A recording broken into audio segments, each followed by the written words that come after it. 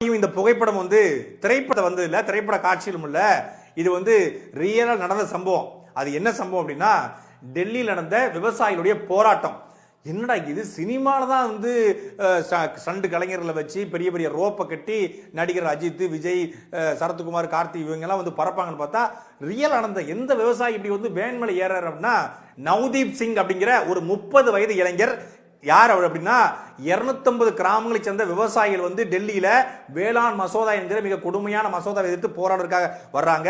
அந்த 250 கிராமங்கள்ல ஒரு கிராமத்தை சேர்ந்த விவசாயி தான், படித்த பட்டதாரியான ஒரு விவசாயி தான் இந்த நவ்தீப் சிங். இந்த வேன் மேல ஏறி குதிக்கிறார்ல, இவர் அஜித்தோ விஜயோ விக்ரமோ இல்ல, ஒரு விவசாய இளைஞர், விவசாயி.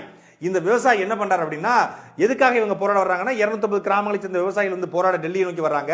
அப்படி டெல்லி நோக்கி வரும்போது நம்மளோட மாண்புமிகு மரியாதைக்கு பாரத தாயினுடைய தவப்புதல்வர் நம்ம ஐயா மோடியுடைய காவல்துறை துணை ராணுவம் என்ன பண்றாங்க, விவசாயிகள் வரக்கூடாதுன்னு சொல்லி அவங்க மீது தண்ணீர் பீச்சு அடிக்கிறாங்க, பேரிகார்டை வச்சு தடுக்கிறாங்க. தண்ணீர் பீச்சு அடிக்கும் போது விவசாயிகள் நிலைக்கு தடுமாறி கீழே விழுறாங்க. அவங்களால ஒன்றும் பண்ண முடியல, அவங்க போராட்டத்தை எடுத்துக்கொள்ள செய்ய முடியல, டெல்லிக்குள்ள போக முடியல. அப்படி அந்த விவசாயிகள் முன்னேறி செல்வதற்காக அந்த தண்ணீர் வைக்கிற அந்த லாரி இருக்கு பாருங்க, அந்த லாரியை மேலே ஏறி குதிச்சு அவர் ஒரு கார் மேலே ஏறி, அப்புறம் டிராக்டர் மேலே ஏறி, அப்புறம் இந்த தண்ணீர் பீச்சடிக்கிற இந்த வாகனத்தின் மீது ஏறி அந்த தண்ணீர் பீச்சடிக்கிற அந்த இதை தடுத்து நிறுத்திருக்காரு. அதுக்கப்புறம் தான் தண்ணீர் பீச்சடிப்பது நிப்பாட்டப்பட்டது.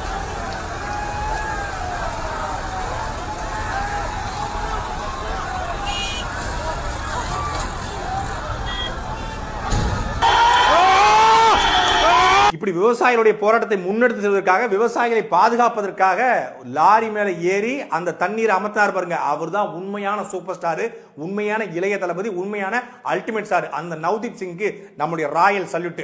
அந்த நவ்தீப் சிங் மட்டுமல்ல, கிட்டத்தட்ட 1000க்கும் மேற்பட்ட 10,000க்கும் மேற்பட்ட விவசாயிகள் டெல்லியிலிருந்து, பஞ்சாப்ல இருந்து கிளம்பி டெல்லியை நோக்கி வர்றாங்க. அப்படி வரும்போது நம்முடைய ராணுவம் இருக்குல்ல, நம்முடைய காவல்துறை அதிகாரிகள், டெல்லியின் காவல்துறை அதிகாரிகள் டெல்லிக்குள்ள அவங்கள விடக்கூடாது. ஏன்னா டெல்லிக்குள்ள விட்டா பெரிய பிரச்சனையாயிரும். விவசாயிகள் டெல்லியில போராடினா அது மிகப்பெரிய செய்தியாக மாறும். ஏன் போராடணும் கேள்வி எழும்போம். ஏன்னா நம்ம பாரத தாயினுடைய புதல்வர் மோடி அவருடைய பாரதிய ஜனதா கட்சியுடைய அரசு விவசாயிகளுக்காக என்னெல்லாமோ நலம் செஞ்சுன்னு சொல்லி 5 வருஷமா நல்ல எல்லா பத்திரிகையும் விலைக்கு வாங்கி, எல்லா ஊடகத்தையும் விலைக்கு வாங்கி நம்ம பேசிட்டு இருக்கோம். இந்த நேரத்தில் விவசாயிகள் போராடுவதா என்று சொல்லி டெல்லியில விவசாயியை விடக்கூடாது, என்னென்ன வகையில பண்ணணுமோ அண்ணன் வகையில பண்ணாங்க. குறிப்பா தண்ணீர் பீச்சு அடிச்சாங்க, அதுக்கு மேல பேரிகார்டை போட்டு தடுத்தாங்க. அதன் பிறகு தடியடி, அம்பானி, அதானி விட்டுருங்க, நிரவ் மோடி, லலித் மோடி, மல்லையா, இந்த கூட்டம் எல்லாம் 10,000 12,000 கோடிகளை கடன் வாங்கி கொண்டு இந்தியா விட்டு தப்பிச்சு போச்சு. அந்த கூட்டத்தை தடியடி நடத்தி அவர்களை பிடிக்கல, அவங்களுடைய நிறுவனத்தை கைப்பற்றல.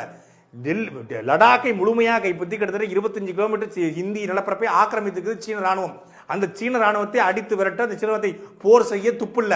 பாகிஸ்தானுடைய தீவிரவாதிகள், பாகிஸ்தான் தீவிரம் சொல்றான், அந்த பாகிஸ்தான் தீவிரவாதி நம்ம இந்திய ராணுவத்தை சார்ந்த ஒரு அதிகாரியை தூக்கிட்டு போயிட்டான், தூக்கி வச்சிருந்தான். சரி, அவனை எதிர்த்து போர் செய்யறதுக்கு, அவனை எதிர்த்து சண்டை போடுறதுக்கு வக்கு இல்ல. இங்க மீனவர்களை நித்தம் இலங்கை ராணுவம் சுட்டுக் கொள்ளுது. மீனவருடைய வலைய இருக்குது. சமீபத்தில் ஒரு 25 நாளுக்கு முன்னாடி கூட மீனவருடைய வலையை அறுத்து மீனவரை துப்பாக்கி கட்டி மிரட்டி என்பது சிங்கள ராணுவம், சின்ன சுண்டக்கா நாடு, ஒரு சின்ன பைய நாடு, அந்த நாட்டு ராணுவம் நம்முடைய மீனவரை விரட்டுது. அவனை எடுத்து சண்டை போட, அவனை எடுத்து போர் செய்ய துப்பு இல்ல, வக்கு இல்ல. ஆனா இந்த நாட்டுக்கு சோறு போடுகிற தெய்வங்கள், அந்த விவசாயிகள் சேத்துல கால் வச்சாதான் நம்ம சோத்துல கை வைக்க முடியும். அது அரிசியா இருக்கட்டும், கோதுமையா இருக்கட்டும், பருப்பா இருக்கட்டும், வெங்காயமா இருக்கட்டும், எதா இருக்கட்டும், ஏதோ ஒன்றை உற்பத்தி செய்கிற எல்லோருமே விவசாயிகள் தான். பஞ்சாப்ல இருக்கிற வெங்காயமோ, பஞ்சாபில் விளைகிற கோதுமை நாம சாப்பிட போறோம். இங்கு விளைகிற அரிசியை, தானியத்தை அவங்க சாப்பிட போறாங்க. இந்தியா முழுக்க எல்லா விவசாயிகள் உழைத்தால் மட்டும்தான் இந்தியாவில் இருக்கிற ஒவ்வொருவரும் சாப்பிட முடியும். அப்படி நமக்கு உணவை தருகிற அந்த விவசாயிகள், நம் பசியை போக்குற அந்த விவசாயிகள், இந்தியா ஒரு விவசாய நாடு. இந்தியாவில் கம்ப்யூட்டர் கண்டுபிடிக்கப்படல, இந்தியாவில் செல்போன் கண்டுபிடிக்கப்படல, இந்தியாவில் காரோ, பைக்கோ, வாட்சோ, மைக்கோ, இந்த ஸ்பீக்கரோ கண்டுபிடிக்கப்படல, இல்ல கேமராவோ கண்டுபிடிக்கப்படல. ஆனால் இந்தியாவில் இது எல்லாமே கண்டுபிடிக்கிறதுக்கு முன்னாலேயே இந்தியா விவசாயிகளின் தேசம், விவசாயத்தின் தேசம். உலகத்துக்கே சோறு போட்ட நாடு இந்த இந்திய நிலப்பரப்பு. இந்த நிலப்பரப்புல விவசாயிகளை காப்பாற்ற வேண்டியது, விவசாயத்தை காப்பாற்ற வேண்டியது ஒரு ஆட்சியின், ஒரு அரசாங்கத்தின், ஒரு பிரதம அமைச்சரின் தலையாய கடமை. அந்த விவசாயிகள் எதுக்கு போராடுறாங்க? எங்கிட்ட நிலப்பரப்பு, எங்களுக்கு நிலத்தை கொடுங்க, இல்ல எங்களுக்கு பணம் கொடுங்க, இல்ல எங்களுக்கு கடன் கொடுங்க அப்படின்னு போராடல. அவங்க நிம்மதியாக விவசாயம் செய்து வாழ்ந்து கொண்டிருக்காங்க. அந்த விவசாயத்தை கெடுப்பதற்காக ஒரு சட்டத்தை போட்டு, வேளாண் மசோதா திருத்த சட்டம் என்கிற சட்டத்தை கொண்டு அவருடைய மிக முக்கியமாக இருக்கக்கூடிய மண்டி முறை, இப்போ தமிழ்நாட்டில் வந்து வெங்காய மண்டி, அரிசி மண்டி நம்ம கேள்விப்பட்டிருக்கோம். பெரிய அளவில் தமிழ்நாட்டில் மண்டி கிடையாது. ஆனால் பஞ்சாபிய விவசாயிகள் வந்து முக்கியமாக நம்பியிருப்பது அந்த மண்டி கடை தான். நேரடியாக அவங்க வந்து படிப்பறிவு அவங்களுக்கு குறைவாக இருந்தால் கூட அந்த விவசாயிகள் நேரடியாக வந்து அவங்களுடைய பொருட்களை வந்து அறுவடை செய்து அப்படியே கொண்டு போய் மண்டியில் கொடுப்பாங்க. அந்த மண்டியில் அவங்களுக்கு வந்து உடனடியாக காசு கிடைக்கும், அவருடைய கடனை அடைப்பாங்க, பணத்தை வீட்டுக்கு கொண்டு வருவாங்க. இப்படித்தான் ரொம்ப எளிமையான முறையில் அந்த விவசாயிகள் வந்து விவசாயம் செஞ்சுருந்தாங்க. இவன் என்ன பண்றான், வேளாண் மசோதா திருச்சிங்கிற பேர்ல மண்டி முறையை ஒழிக்கிறோம், இடைத்தரகர்களை ஒழிக்கிறோம்ங்கிற பேர்ல நேரடியாக கார்பரேட் முதலாளிகளை கொண்டு இறக்குறான். இப்ப விவசாயிகள் என்ன பண்ணணும், நேரடியா மண்டி இருக்காது, இடைத்தரகர் இருக்க மாட்டாங்க, முதலாளிகிட்ட பேசணும். முதலாளி அவன் சொல்ற விலையை தான் சொல்லுவான்.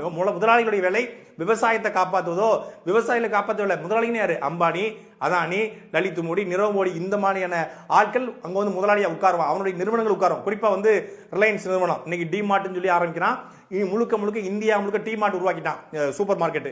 இந்த சூப்பர் மார்க்கெட்டுக்கு நேரடியாக அவன் என்ன பண்ணுவான், விவசாயிகள்ட்டே கொள்முதல் பண்ணுவான். அப்ப இவன் சொல்றதான் கோதுமை விலை, இவன் சொல்றதான் வெங்காயத்தின் விலை, இவன் சொல்றதான் அரிசி விலை. அப்போ அவன் விலையை தீர்மானிச்சா அடிமாட்டு ரேட்டுக்கு மிக கேவலமான விலைக்கு நாங்கள் கொடுக்கப்படும். அதுவும் இல்லாமல் எம்எஸ்பி என்கிற மினிமம் சப்போர்ட் பிரைஸ் எப்படி எம்ஆர்பி இருக்கோ அப்படி இதுக்கு முன்னாடி வந்து எம்எஸ்பி இருந்தது.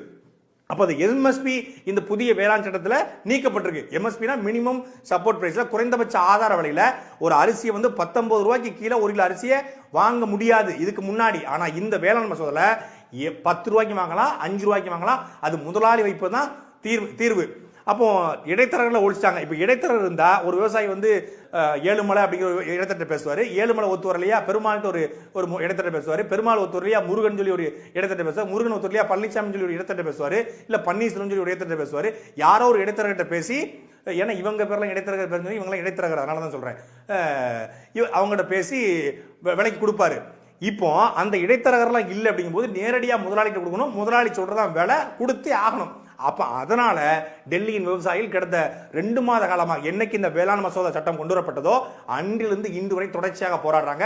அதுல உச்சபட்சமாக நாடாளுமன்றத்தில் போய் முறையிடுவது. நாடாளுமன்றத்தை வாயில, நாடாளுமன்றத்தில் போய் அடிச்சு உடைப்பதோ, நாடாளுமன்றத்தை போய் தீ வைப்பதோ இல்ல, நாடாளுமன்றத்தை வாசல்ல உட்கார்ந்து தங்களுடைய கோரிக்கைகளை, இந்த வேளாண் மசோதா திரும்ப பெறுங்க, மீண்டும் மண்டி முறையை கொண்டு வாங்க, மீண்டும் இடைத்தரகர்களை கொண்டு வாங்க என்று அந்த கோரிக்கை வைப்பதற்காக ஆயிரக்கணக்கான விவசாயிகள் பஞ்சாபிலிருந்து கிளம்பி இதை நோக்கி போறாங்க.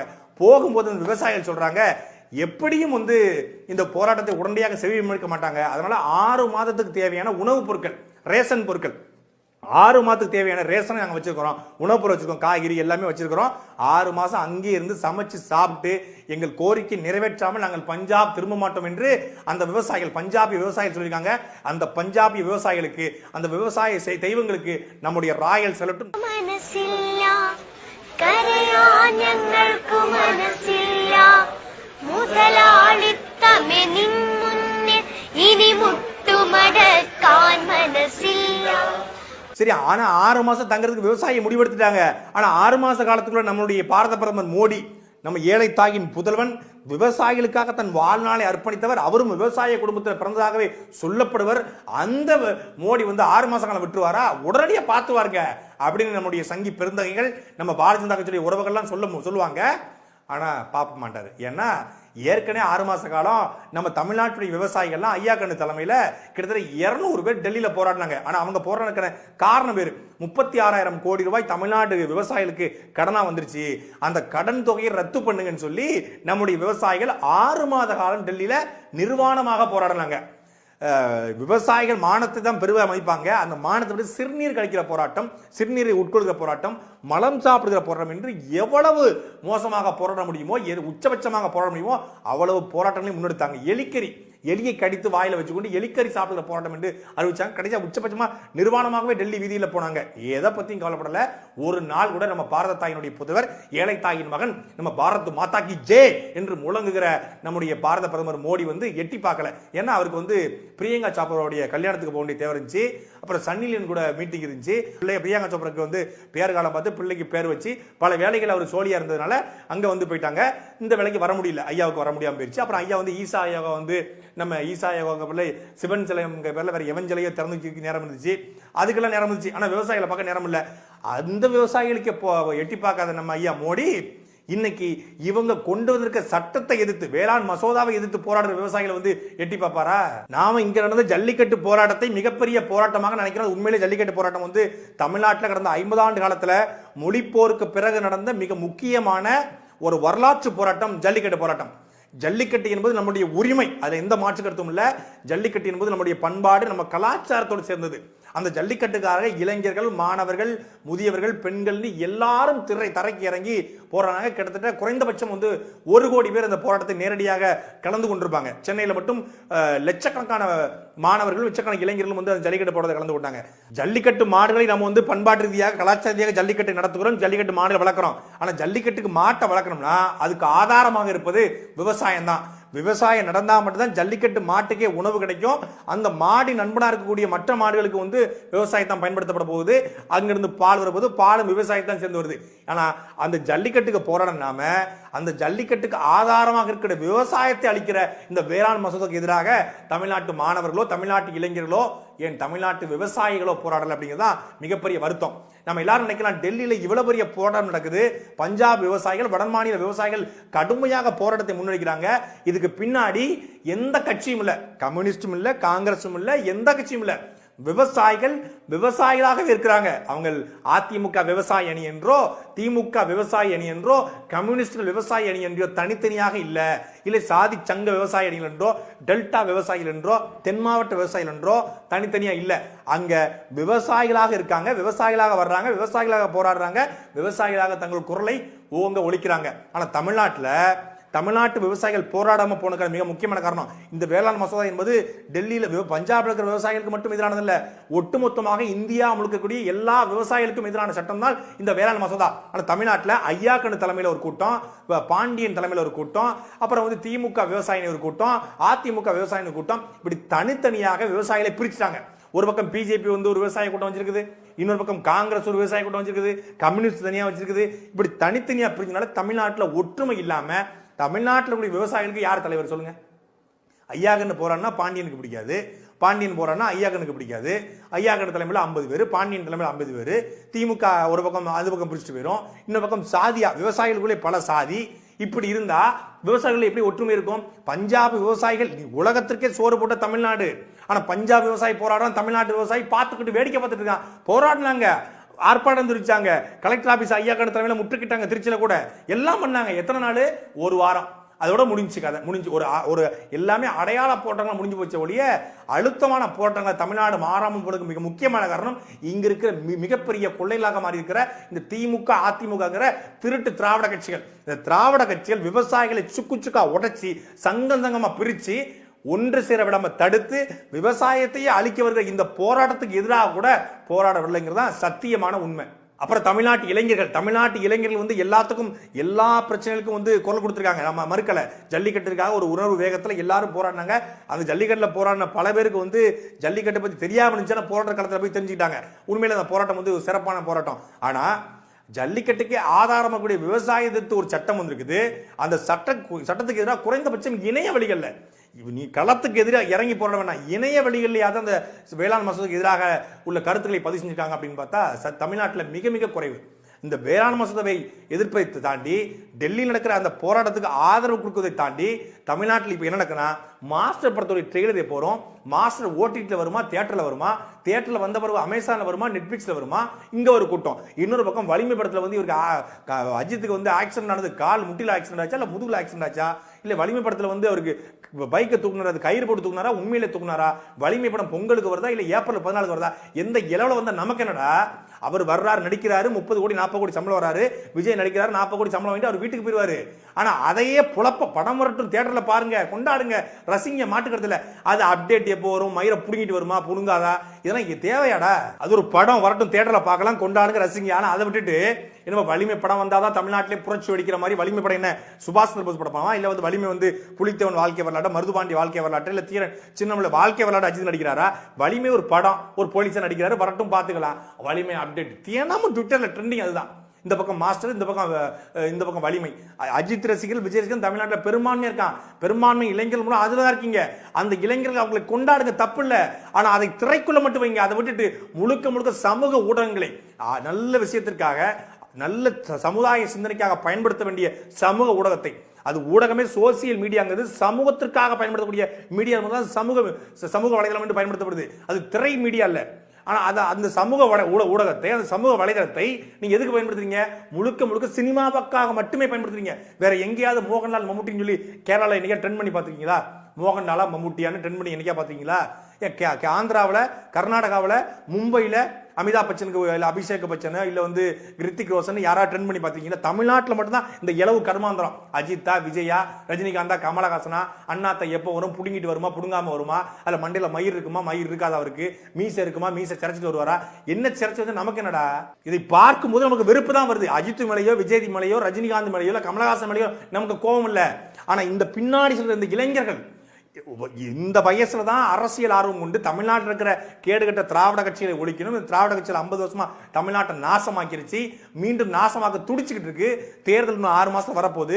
இந்த பாரதிய ஜனதா கட்சி தமிழ்நாட்டை முடிப்பதற்கான இந்தியாவுடைய விவசாயிகளை, மாணவர்களை, மீனவர்களை எல்லாவற்றையும் அழைப்பதற்கான எல்லா திட்டத்தையும் போட்டிருக்காங்க. அதை எதிர்த்து போராட வேண்டிய இளைஞர்கள், மாணவர்கள் முழுக்க முழுக்க சினிமால மூழ்கி அஜித், விஜய், ரஜினி, கமல்னு சொல்லி அதை பின்னால் அலைவருடைய நோக்கம் என்ன? நமக்கு என்ன கிடைக்க போது சொல்லுங்க?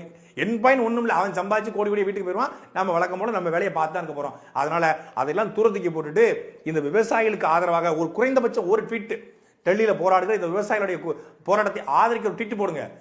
அது உண்மையிலே அஜித்துக்கு பெருமை சேர்க்கும்.